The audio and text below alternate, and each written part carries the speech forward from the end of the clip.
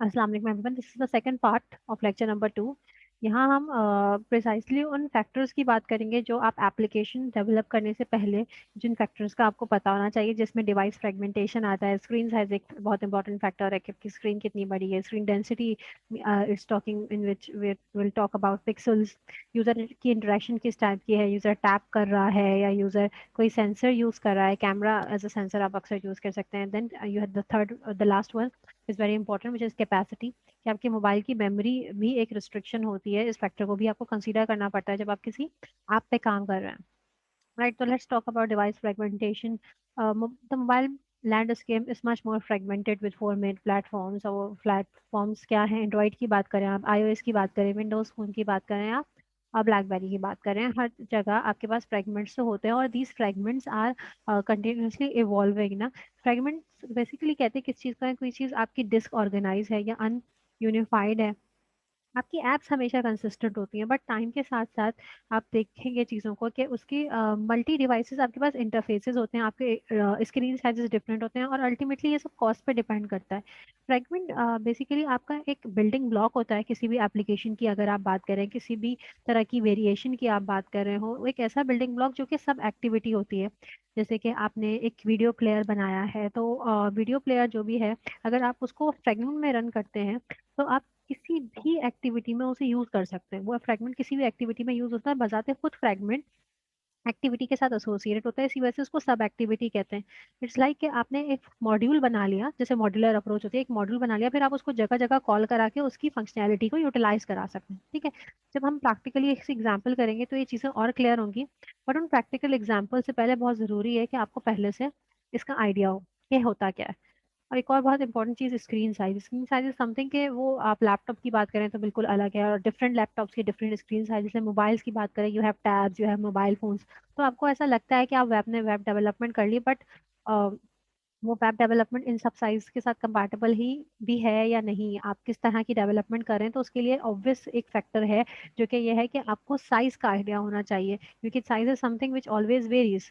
जैसे आपके पास साइज की एक एग्जांपल, ये स्मार्ट गैजेट्स कह लें, इसको स्मार्ट वॉचेस कह लें, सबका अपना अपना साइज है, सबकी अपनी अपनी वेरिएशंस हैं। तो उस हिसाब से हम इसको इसकी एप्लीकेशंस डिज़ाइन करते हैं। यहाँ पर जो ग्लासेस हैं, we have different kinds of glasses जिनके डिफरेंट स्क्रीन साइजेस हैं, स्मार्ट ग्लासेस।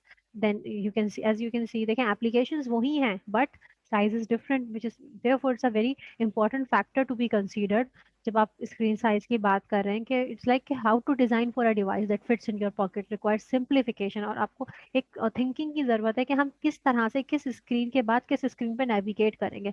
जब आप डेस्कटॉप की बात करें तो डेस्कटॉप पे एक ही स्क्रीन पे बहुत कुछ आपके पास आ रहा होता है ना।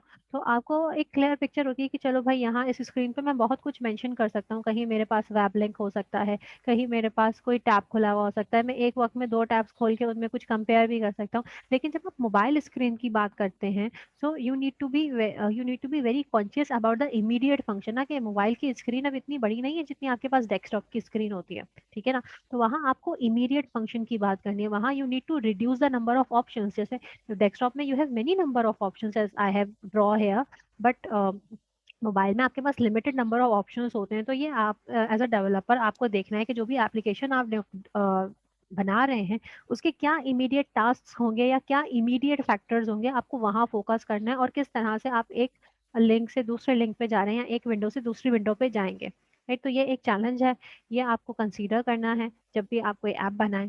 Right, so this is a challenge. Screen size is always a challenge when you are considering these factors of device fragmentation and all. So after screen size, we have screen density.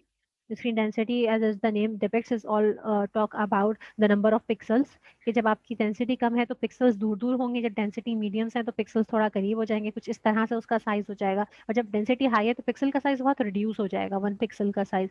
जैसे कि मैं जब 10 dpi की बात करती हूँ तो मेरी इमेज इतनी क्लियर नहीं होगी। जब 72 dpi की बात करती हूँ, डॉट पर इंच की जब मैं बात करती हूँ, तो तब मेरी पिक्चर कुछ विजिबल है। और जब मैं 300 dpi पे जाती हूँ तो मेरी पिक्चर काफी विजिबल है, as you can see here. आपको इस सिमुलेशन से यहाँ ये नजर आ रहा है, सिमुलेटेड इमेज रेजोल्यूशन से, कि यहाँ जितना ज्यादा आपका डीपीआई बढ़ेगा उतनी ज्यादा आपकी इमेज की रेजोल्यूशन बढ़ जाएगी, उतनी ज्यादा उसकी क्वालिटी इंप्रूव हो जाएगी।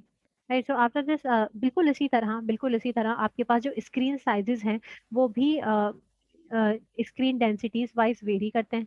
जैसे कि यहाँ स्क्रीन डेंसिटी 160 dpi है। अब जैसे जैसे आपका साइज बढ़ेगा ऑब्वियसली आपको इसकी रेजोल्यूशन बढ़ानी पड़ेगी, वरना इमेज क्लियर नहीं होगी। राइट, जितना बड़ा स्क्रीन साइज है उतनी ज्यादा रेजोल्यूशन होगी ultimately.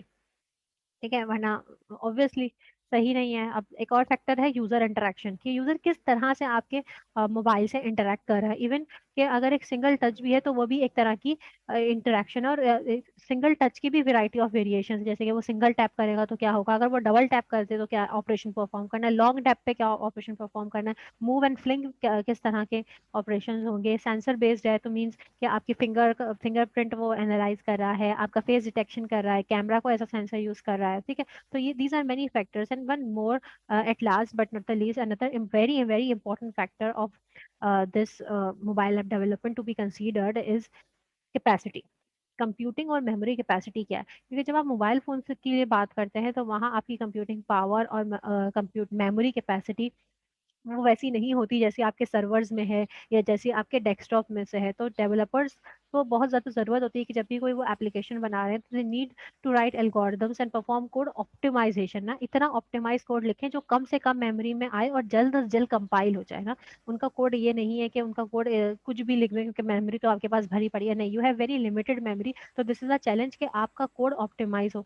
That's this is the reason in fact कि हमने जावा को ऑब्सोलीट करा गूगल ने, और वो कॉटलन को रिकमेंड करता है, क्योंकि जो काम आप जावा के 10 to 15 लाइन्स ऑफ कोड्स में करते हैं वो कॉटलन की 2 to 3 लाइन्स कोड में आराम से मैक्सिमम हो जाएगा। ठीक है ना, that's why cotton is preferred.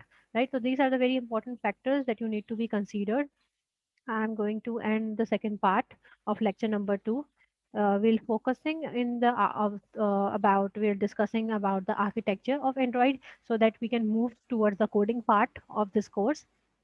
I'm going to end this session. Thank you so much. Allah Hafiz.